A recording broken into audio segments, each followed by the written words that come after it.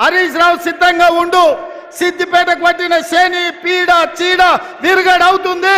15 August లోపల 2 లక్షల వరకు రుణమాఫీ చేసి తీరుతామని మాట ఇచ్చిన ఇవాళ 15 ఆగస్టు నాడు మళ్ళీ అదే ఖమ్మం గడ్డ మీద నుంచి ఇవాళ సవాలు విసురుతున్న హరీష్ రావు, నీలో చీము నెత్తురుంటే నీకు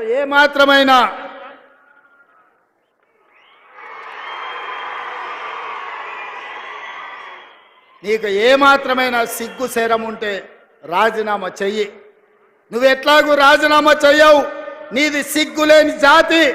అందుకే ఇవాళ నువ్వు రాజీనామా చేయకపోతే అమరవీరుల స్తూపం దగ్గరకు వచ్చే ముక్కు నేలకు రాజు కాంగ్రెస్ పార్టీ మీద సవాలు విసిరినందుకు తెలంగాణ రైతాంగం క్షమించండి.